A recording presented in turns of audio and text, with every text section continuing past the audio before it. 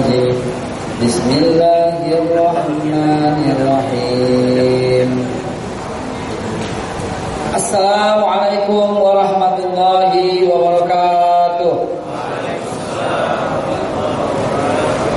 Alhamdulillahirabbil alamin wa bihi nasta'inu ala umuri dunya waddin. Asyhadu an la ilaha illallah al-malikul haqqul mubin wa asyhadu anna Muhammadar Rasulullah shadiqul wa'dil amin. Allahumma salli wa sallim ala sayyidina Muhammadin wa ala alihi wa sahbihi ajma'in, amma ba'du. Fauzikum wa nafsi bi taqwallah faqad faza man ittaqa wa khaba man taqa. Wa qala Allah ta'ala fil Qur'anil Karim, a'udzu billahi minasy syaithanir rajim. Bismillahirrahmanirrahim. Wa idh qala Luqman li ibnihi wa huwa ya'iduhu ya bunayya la tusyrik billah inna syirka la dzulmun 'adzim. Wa wasayna al-insan biwalidayhi hamalathu ummuhu wahnan 'ala wahnin wa bisaluhu fi 'amaini an ishkur li wa liwalidayhi ilayha al-masir. Sadaqallahu al-azim wa sadaqa rasulul nabiyil karim wa nahnu dzalika min asy-syahidin walhamdulillahi rabbil alamin. Wa qala Rasulullah sallallahu alaihi wasallam, ridallah fi ridha walidayhi wa sakhatullah wa sakhatu walidayhi. Wa qala aidan, man arda walidayhi faqad ardallah wa man asqata walidayhi faqad asqatallah. Atau kama qala Rasulullah sallallahu alaihi wasallam. Hadirin yang dimuliakan Allah Subhanahu wa taala, hari ini kita berusaha agak balancing ya. Biasanya dengan materi yang membuat kita bergidik bulu kudung, materi yang membuat kita tersentak. Hari ini materi yang membuat kita tersentuh ya, tentang seorang ibu. Sebelumnya saya mau bertanya kepada sahabatku sekalian, ada seorang teman saya setiap hari 5 waktu di masjid, setiap hari. Dan dia kadang menjadi imam karena bacaannya bagus. Dan bukan kebetulan, dia seorang yang hafid Al-Quran 30 juz. Kadang jadi imam, kadang tidak ya. Kadang dengan santun, dengan sopan, dia mempersilahkan orang lain menjadi imam. Dan dia orang yang sangat kaya raya, punya perusahaan besar. Namun hebatnya, dia punya prinsip menginfakkan hartanya sebesar 50%. Jarang yang kayak begini. 50%. Setiap tahun dia berumrah dan mengumrahkan gratis 10 orang dari karyawannya. Karena dia punya perusahaan ini, sebuah perusahaan elektronik. Ya, saya nggak bisa menyebut namanya. Ya, tapi antum tahu. Perusahaan elektronik. Dan karena semua karyawan udah pernah diumrohkan sama dia, maka melebar kepada keluarga karyawan dan lingkungan sekitar. Setiap tahun diumrohkan. Apa pendapat antum terhadap orang ini? Hebat. Sedekahnya Masya Allah, umrohnya Masya Allah tiap tahun. Dan dia menghidupkan karyawan-karyawan di kantornya dan memberikan pinjaman yang tak dikembalikan.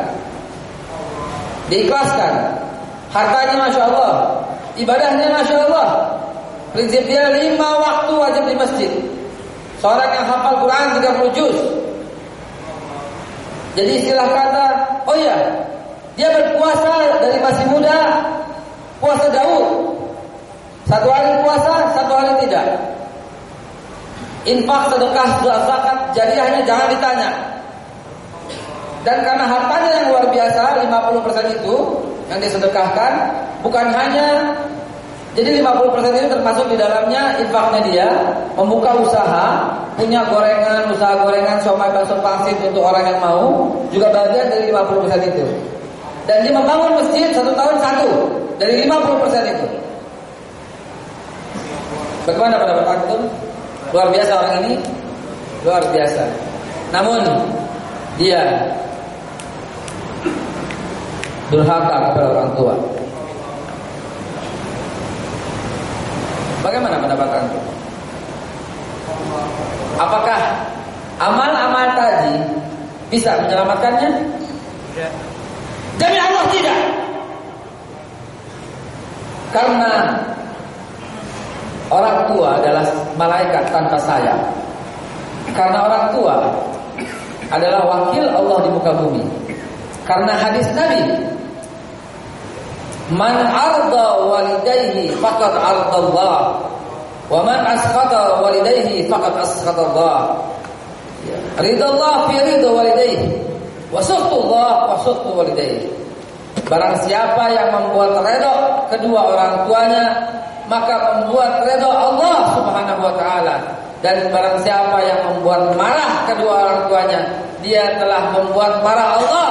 Karena ridha Allah tergantung ridha orang tua, dan marahnya Allah juga tergantung marahnya orang tua. Ayat yang saya bacakan tadi, dan kami telah mewasiatkan kepada Luqman untuk bersyukur kepada Allah dan tidak menyekutukannya. Dan yang ketiga,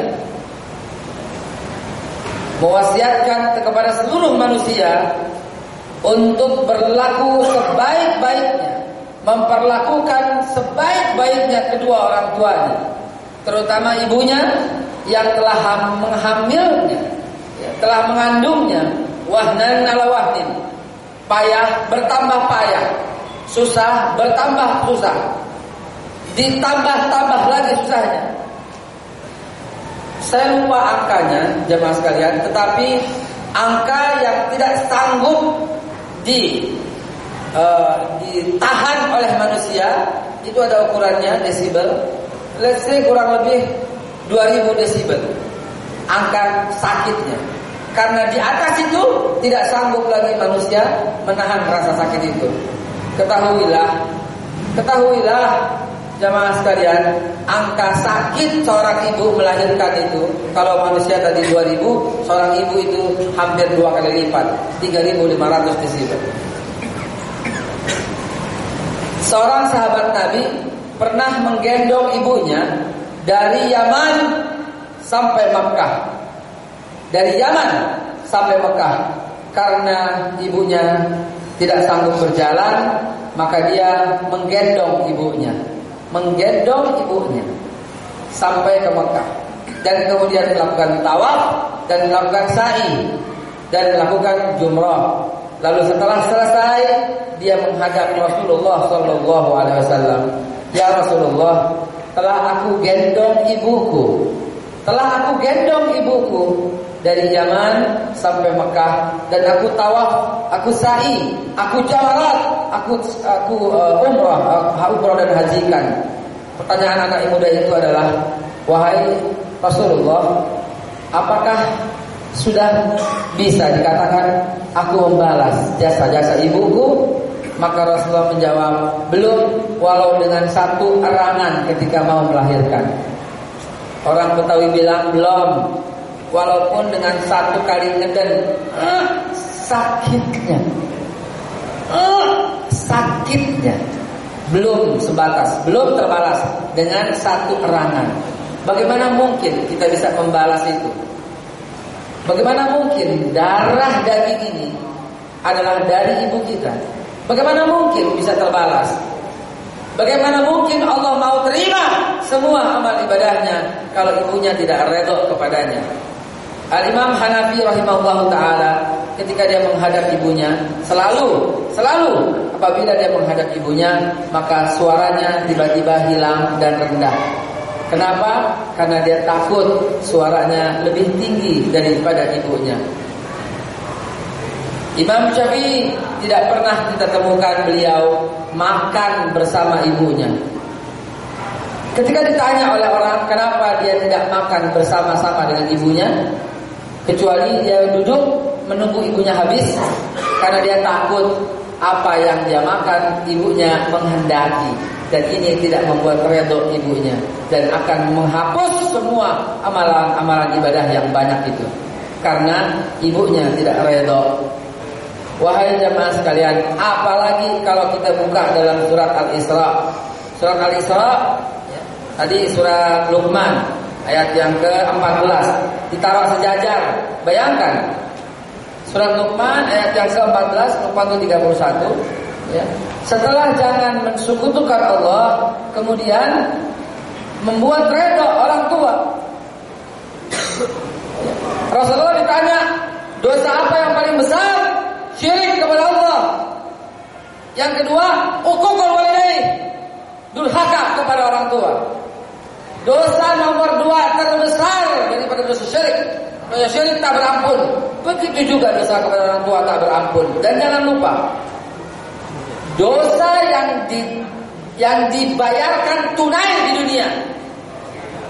Catat, dosa yang dibayar tunai di dunia, tidak pakai nunggu di akhirat. Tidak pakai nunggu di akhirat adalah durhaka kepada orang tua, membuat hatinya nggak suka. Bahkan ada seorang cerita ya tentang seorang waliullah Al-Qarni, tentang waliullah Uwais Al-Qarni yang begitu taatnya sama orang tua, yang mendapat kehormatan, yang dikabul doanya oleh Allah Subhanahu wa taala. Walau Uwais Al-Qarni tidak pernah berjumpa dengan Rasulullah sallallahu alaihi wasallam.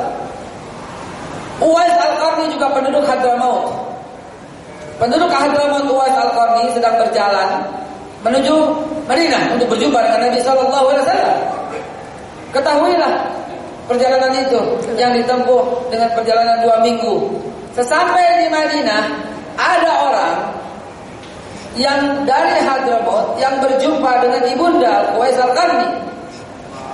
Ketika berjumpa, sahabat ini berkata kepada Uwais, "Wahai Uwais, ibumu mencari, belum jumpa dengan Rasulullah, padahal telah perjalanan 2 minggu untuk menjumpai Nabi." Uwais Al-Qarni langsung pulang ke Yaman, menempuh perjalanan 2 minggu. Belum jumpa dengan Rasulullah. Harusnya kan kalau kita kan tanggung, udah jalan 2 minggu, dekat lagi ketemu Rasulullah, orang lewat, dicari sama ibu lo, bisa gak kita bilang, ya habis ini gua ketemu Rasulullah dulu, betul? Bisa? Tapi Uwais tidak lakukan. Uwais dia langsung balik kanan. Uwais menumpai ibunya dan perjalanan memakan waktu 2 minggu lagi. Mau berangkat lagi, dekat dapat kabar Rasulullah SAW sudah wafat. Dan Rasulullah SAW bersabda dengan Abu Bakar Siddiq, ada seseorang dari Hadramaut, namanya Uwais Al-Qarni. Ciri-cirinya di telapak tangannya ada tanda putih. Minta doa sama dia. Minta doa sama dia. Doa Uwais Al-Qarni tidak pernah ditolak oleh Allah Subhanahu wa taala. Bukan karena ibadahnya, bukan karena bahkan belum pernah berjumpa dengan Rasulullah SAW, tapi Rasulullah kasih kabar karena malaikat Jibril kasih kabar. Malaikat Jibril kirim salam sama Uwais Al-Qarni. Maka Abu Bakar Siddiq setiap ada kafilah dari Yaman selalu dicari, ditunggu mana dia. Dicari tangannya semua, kagak ada kata sama sekali. 2 tahun pencarian Abu Bakar Siddiq kepada Uwais Al-Qarni, 2 tahun nggak berhasil. Sampai Abu Bakar Siddiq wafat. Ketika khalifah diganti dengan Umar bin Khattab, maka Umar bin Khattab mencari setiap ada kabilah dari Yaman sesuai dengan pesan Nabi. Setiap ada kabilah dari Yaman dicari. Mana tangannya nggak ada. Saya mencari Uwais, nggak ada. Kabilah dari Yaman ada Uwais, nggak ada. Sampai ada seorang Uwais. Mencari siapa Uwais khalifah? Aku mencari seorang yang bernama Uwais Al-Qarni. Oh, kalau Uwais tukang air ada. Uwais tukang air, kuli air ada. Barangkali dia. Di mana orang itu? Maka dicari oleh Umar bin Khattab dan dipegang tangannya. Ternyata ada tanda putih. Umar bin Khattab bertanya kepadanya, "Apakah engkau Uwais Al-Qarni?" "Ya, saya Uwais Al-Qarni." Dipeluk sama Umar bin Khattab. Orang-orang kabilah itu heran karena seorang tukang air doang. Maka Umar memeluknya dan mencium tangannya. Dan Umar berkata, "Allah, doakan aku agar Allah mengampuni dosa-dosaku. Itu saja yang aku minta." Maka Uwais Al-Qarni mengangkat tangan dan memohonkan ampun kepada Allah Subhanahu wa taala untuk Umar bin Khattab. Mengapakah Uwais Al-Qarni tidak pernah ditolak doanya oleh Allah Subhanahu wa taala? Karena dia taat kepada orang tua, bahkan melebihi kemuliaan daripada Abu Bakar dan Umar. Rasulullah cari yang namanya Uwais Al-Qarni. Belum pernah jumpa dengan Rasulullah, tapi dia punya kemuliaan yang luar biasa. Lantas bagaimana kalau ibunya jahil? Lantas kalau mana ibunya jahat? Lantas kalau bagaimana ibunya salah dulu? Lantas sekalian ya Pak, ya Bu, nggak tanggung-tanggung. Bagaimana kalau ibunya orang musyrik?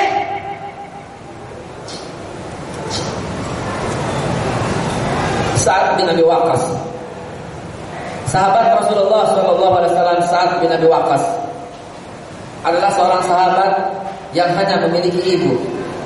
Ayahnya tidak ada, sudah wafat jauh. Sahabat Sa'ad bin Abi Waqqas memelihara ibunya sendiri, yang ibunya adalah seorang yang musyrik, yang bertuhankan Lata, Uzza dan Mana. Ibunda Sa'ad bin Abi Waqqas adalah orang yang tidak pernah menyembah Allah, adalah orang yang durhaka kepada Rasulullah. Ibunda Sa'ad bin Abi Waqqas ini melarang Sa'ad bin Abi Waqqas untuk beribadah kepada Allah Subhanahu wa taala dan bernabi Nabi Muhammad sallallahu alaihi wasallam. Ibunda Sa'ad bin Abi Waqqas demi untuk menghormati ibunya, demi untuk menyayangi ibunya, Sa'ad bin Abi Waqqas tidak pernah sholat di rumah dan berpura-pura. Ketika ditanya, apakah engkau mengikuti Muhammad? Tidak, wahai ibu, saya mengikuti ibu. Bagus.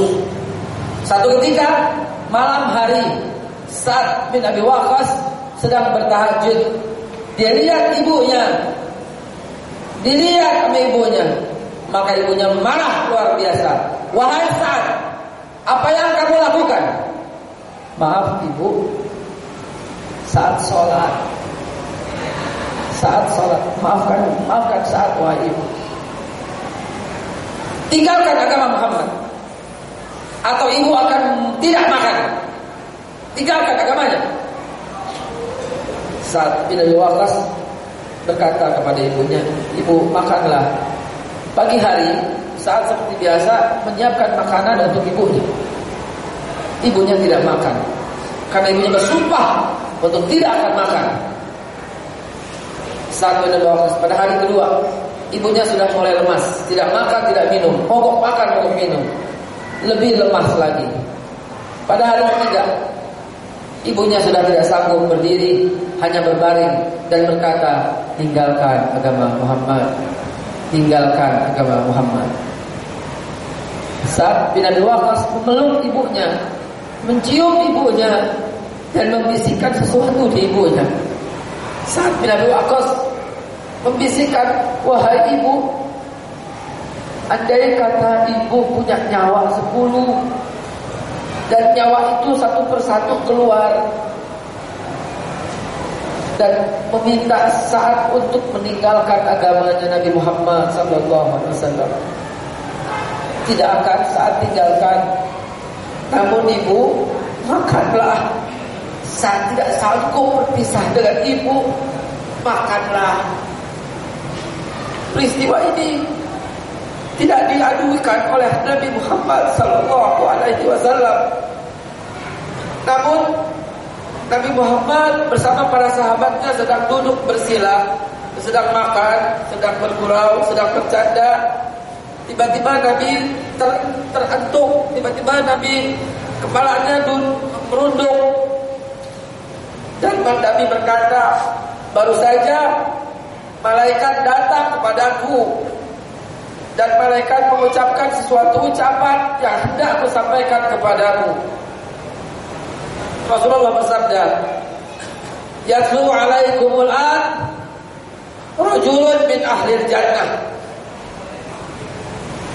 Sebentar lagi datang kepada kita seorang laki dari ahli surga, telah dijamin oleh Allah masuk surga. Yatlu alaikumul an rajulun min ahli jannah. sahabat masing-masing memanjangkan leher dan kepalanya untuk melihat dari balik bukit siapa yang datang. Tiba-tiba yang datang adalah Sa'ad bin Abi Waqqas. Beliau mendapat kehormatan, beliau mendapat surganya Allah jauh sebelum dia wafat. Bahkan beliau salah satu sahabat yang dijamin masuk surganya Allah tanpa hisab. Bukan karena ibadahnya, bukan karena perang Uhud, bukan karena perang Badar, bukan karena segala peperangan, tapi karena menghormati ibunya. Walau ibunya seorang penyembah berhala, sahabatku sekalian. Ibu kita bukan penyembah berhala, tapi kenapa kita sanggup berkata padahal berkata kepada ibu adalah haram hukumnya. Surat Al-Isra Allah firmankan, "Wala taqul lahuma uffin." Jangan berkata kepadanya, karena berkata adalah haram hukumnya kepada ibunda kita. Apalagi dia sedang berada dalam perawatan kita, apalagi dia sedang berada dalam perawatan dan lindungan kita.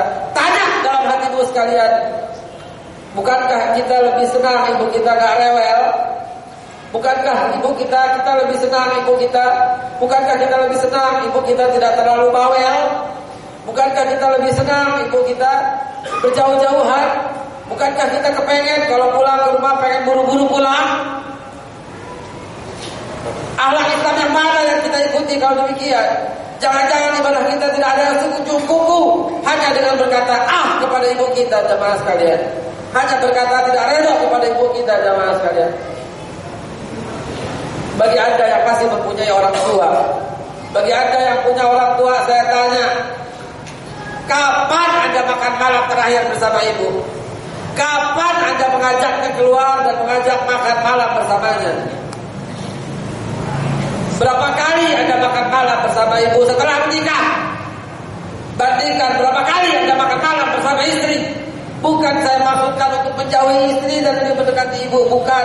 Tapi kira-kira dong, kira-kira demi Allah, ridho Allah bukan tergantung istri, ridho Allah hanya tergantung ibu dan ayah tentunya. Karena itu yang masih punya ibu, sekarang SMS ibunya, tanya ibunya, "Bu, ntar pulang mau makan apa? Bu, ntar pulang mau makan apa?" Belikan dia, cari lihat senyum di wajahnya. Kata Rasulullah SAW, Allah merahmati orang yang memandang wajah ibunya. Cuman mandang doang, Allah hormati, Allah hargai. Cuman mandang wajah ibu dengan penuh kasih sayang, Allah sudah redha kepada kita. Bagaimana kita buat dia ketawa?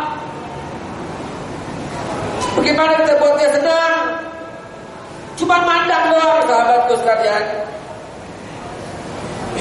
Apalagi buat dia ketawa, apalagi buat dia doa. Bagi Anda yang masih punya ibu, malam ini bermesra-mesralah kepadanya. Siapa yang jamin malam nanti adalah malam terakhir Anda berjumpa dengan ibu? Dan kalau itu terjadi, penyesalan itu tidak akan pernah datang duluan, dia datang belakangan. Saya terharu karena saya sepanjang bicara teringat gitu loh. Teringat masih kecil. Ibu bercerita, ada sekelompok anak kecil sedang main bola di sebuah lapangan. Maklum anak kecil kalau pulang itu suka lempar tas, lempar sepatu, dan dia main bola bersama teman-temannya sepulang jam 12 siang tengah hari bolong. Dan dia main sampai lupa waktu, sampai menjelang azan maghrib baru pulang. Ibu mana yang tidak marah lihat anak bandel kayak begini, main mulu kerjaannya, lumpur ditempel di badannya, di bajunya. Anak ini pulang berlima. Ketika dia melewati satu rumah, dia melihat ayahnya udah keluar dan mukuli anak rumah pertama ini. Begitu juga rumah berikutnya. Sampailah rumahnya dia. Dia udah melihat semua anak-anak teman-temannya itu dipukulin oleh ayahnya, oleh ibunya, dipukulin. Tinggallah dia sendirian. Betapa dia takut sekali, betapa dia gelisah sekali, karena semua teman-temannya dia lihat dipukulin oleh orang tuanya. Kemudian Anak itu ketakutan. Dia pulang lewat pintu belakang. Dan ketika dia pulang lewat pintu belakang, ternyata ibunya sudah menunggu. Dari pintu belakang dia tahu anaknya kalau pulang malam tuh pulangnya pintu belakang, gak pintu depan. Ibunya udah nungguin, tapi tidak pegang sapu lidi sebagaimana yang dilihat. Tidak pegang kayu untuk bungkus sebagaimana yang disaksikan sebelumnya pada ibu-ibu yang lain. Ibu ini juga pegang sesuatu, tapi dia pegang teh hangat dengan 2 potong pastel. Dan ibu itu adalah demi Allah ibu saya 35 tahun yang lalu mungkin. Ketika itu saya nangis, saya peluk kotor-kotor, saya peluk walaupun kotor baju saya peluk. Saya nangis kenapa? Karena saya bergembira dikasih ibu yang kayak begitu. Semua saya saksikan, tapi dia tidak memukul saya. Dan pada hari itulah saya bersumpah untuk tidak akan mengecewakan ibu saya selama-lamanya. Dan mungkin karena doanya pula lah yang membuat saya jadi begini jamaah sekalian. Dan mungkin juga antum sekalian. Saya tidak mau sebut karena orang ini tidak bersedia diceritakan kisahnya. Namun saya sebutlah cerita ini adalah Fulan. Dia seorang warga Betawi keturunan Arab sebagaimana saya. Orangnya tinggal di Depok. Ibunya kuli cuci. Ayahnya telah meninggal dunia. Dia anak tunggal bersama ibunya. Tinggal di Depok. Satu ketika dia menemukan uang di dompet. Lalu kemudian dia serahkan itu uangnya kepada ibunya. Walhasil hormatnya luar biasa kepada ibunya. Ketika itu dia udah kerja sebagai seorang sales perumahan di Jakarta Selatan. Pernah dia pulang ke rumah. Ini ibunya dulu tetangga kami, Petamburan, Tanah Abang. Saya orang Tanah Abang, ibu orang Petamburan. Saya pun tidak kenal baru sekarang. Lalu tinggal di Depok karena meninggal suaminya dan tinggal di Depok jauh. Ibunya bertanya pada teman saya ini, yang tidak bersedia disebutkan namanya. Kalau lu pulang lu lewat mana? Lewat Petamburan enggak? Lewat nih. Lewat Petamburan. Beliin gua roti bakar dong, gua pengen roti bakar. Iya. Pasti dibawain. Rupanya karena banyak urusan sales perumahan ini, karena menclok dari rumah ke rumah, maka dia enggak sempat lupa gitu loh. Sampailah malam hari, sudah malam. Sampai ke rumah. Ketika di rumah, ibunya nih yang masih kulit cuci bertanya, mana dia? Roti bakar Petamburan. Nah, teman saya ini bercerita pada saya, dia merasa menyesal sekali. Dia pulang ke rumah, buru-buru dia pergi lagi. Dia pergi lagi ke Petamburan, malam hari dari Depok ke Petamburan. Asal jangan ibunya marah aja sama dia. Jangan sampai ibunya marah. Biarin semua orang marah, asal jangan ibunya marah sama dia. Ibunya dia udah bilang gak usah. Dia juga bilang iya maaf ketinggalan, ada di rumah teman, saya ambil sekarang. Dia ambil lah. Ternyata dia naik motor lagi dari Depok ke Petamburan. Dia ingat sekali cerita itu, dan kebetulan memang hari itu hujan lebat. Dia lewatin itu hujan, dia lewat Raya Bogor dan sebagainya, sampai ke Petamburan karena bukanya malam. Alhamdulillah dia beli roti bakar pesanan ibunya. Dia pulang lagi ke Depok, dan ibunya udah tidur. Dia gak tidur, ditungguin. Kalau pas ibunya mendusin, melek dia mau kasih sampai diangetin lagi ke roti bakar. Begitu melek benar ibunya dikasih. Saudaraku, orang ini membuat redha ibunya. Dan seketika itu juga, singkat cerita, saya nggak bisa cerita banyak-banyak. Singkat cerita, orang ini sukses luar biasa. Dan Anda tahu komplek perumahan di Depok yang depannya Kayangan, ada klaster di sana dan banyak klaster di Depok. Rumahnya 120 rumah miliknya.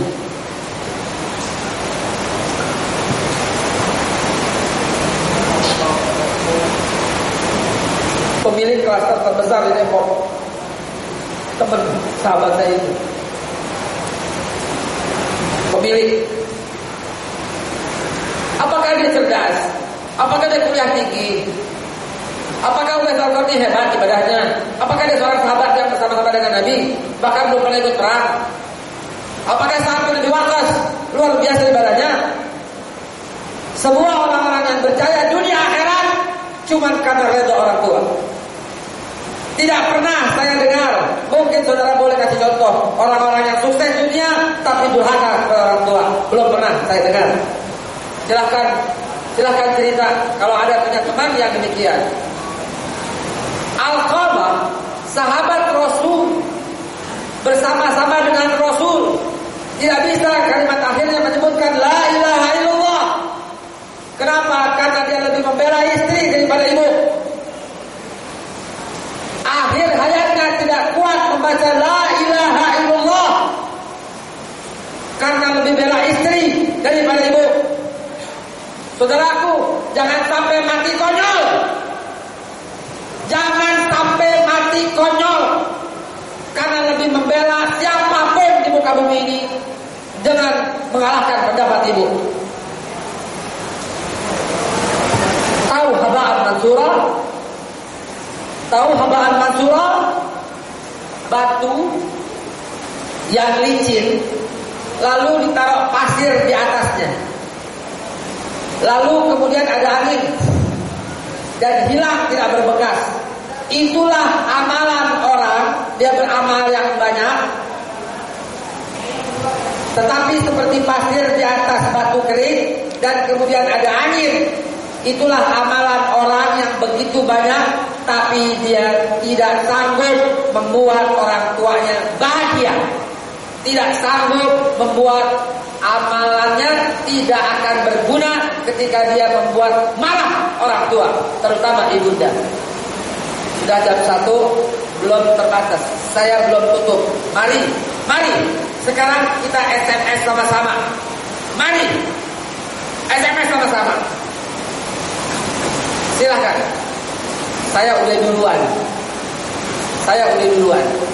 Tadi pagi sebelum berangkat saya sudah telepon, Umi, ntar siang mau makan apa? Karena Eka pulang cepat. Saya udah duluan.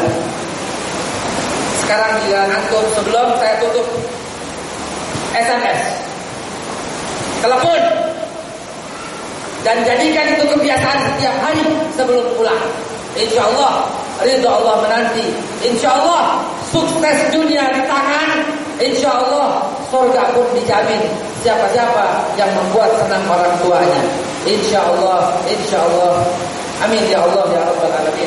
Mudah-mudahan pengajian yang singkat ini bisa membuka mata kita bahwa membuat senang orang tua sama dengan membuat senang Allah.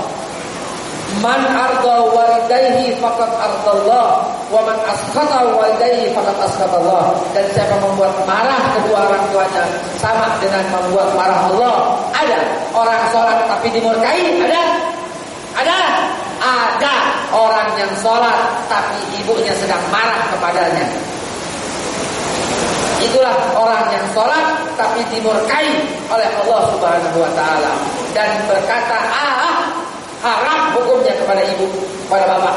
Apalagi berkata kagak, nggak boleh, jangan, apa Allah, dasar, lebih haram lagi. Dan insya Allah orang yang begini berantakan hidup di dunia, berantakan hidup di akhirat. Hadanallahu wa iyyakum ajma'in. Subhanakallahumma wa bihamdika Allahumma ighfir. Subhanaka rabbil izzati amma yasifun. Wassalamu alal mursalin. Walhamdulillahi rabbil alamin. Kita doa. Allahumma shalli ala Muhammad wa ala ali Muhammad Rabbighfirli wa liwalidayya warhamhuma kama rabbayani shaghira. Rabbighfirli wa liwalidayya warhamhuma kama rabbayani shaghira. Rabbighfirli wa liwalidayya warhamhuma kama rabbayani shaghira. Ya Allah, ya Tuhan kami, ampuni kami dan juga kedua orang tua. Sayangi mereka ya Allah sebagaimana mereka menyayangi kami di waktu kecil. Ya Allah, andaikan nasi gunung kami berikan kepada orang tua dan tidak membuat redha kepadanya, maka janganlah kami sanggup memberikannya selain daripada redha. Ya Allah, ya Allah, ya Rabbi, apabila ajal telah datang dekat kepadanya, izinkanlah kami berada di sampingnya di saat hujan. Ya Allah, sedang kabul permohonan. Ya Allah, habis sholat. Ya Allah, di antara sholat dan rawatib, di antara iktikaf kami, kabulkanlah doa kami. Jadikanlah kami pelipur lara bagi kedua orang tua. Jadikanlah kami anak yang berguna dan bermanfaat untuk kedua orang tua. Jadikanlah kami orang yang selalu membuat redha dan senang kedua orang tua. Ya Allah, jadikan harta kami bermanfaat untuk membuat senang mereka. Jadikanlah ilmu kami berguna untuk membuat senang mereka. Ya Allah, bila ajal mereka dekat, izinkanlah kami yang berada di pangkuannya. Izinkanlah mereka berada di pangkuan kami. Ya Allah, dalam ridho-Mu kami berharap melalui ridho kedua orang tua. Ya Allah, wafatkanlah mereka dalam Islam dan iman. Wafatkanlah mereka dalam husnul khatimah. Wafatkanlah mereka dalam ridho-Mu, dalam keadaan berwudu, dalam keadaan mau sholat, dalam keadaan menutup aurat, dalam keadaan menggunakan mukena, dalam keadaan menggunakan sarung untuk menghadap kepadamu. Disitulah kami memohon ya Allah, ya Rabbal Alamin. Ya Allah, beri kami kemampuan harta yang berlimpah, beri kami kemampuan ilmu yang banyak, beri kami kemampuan fisik yang sehat untuk membahagiakan mereka di dunia ini. Ya Allah, berikanlah kami kemampuan untuk menghajikan mereka. Ya Allah, beri kami kemampuan untuk berumrah bersamanya. Ya Allah, beri kami kemampuan untuk beribadah bersama mereka. Ya Allah, karena siapa lagi yang membuat mampu kecuali Engkau ya Rabbal Alamin. Ya Allah, jadikanlah setiap langkah kami ridho-Mu dan ridho kedua orang tua. Jadikanlah semua ucapan kami ridho-Mu dan ridho kedua orang tua. Jadikanlah semua yang kami makan ridho-Mu dan semua ridho orang tua. Wafatkanlah mereka dalam husnul khatimah dan jadikanlah kami sebagai saksi di antara wafatnya. Rabbana atina fid dunya hasanah wa fil akhirati hasanah wa qina adzabannar. Billahi taufiq wal hidayah wal minkum. Wassalamu alaikum warahmatullahi wabarakatuh.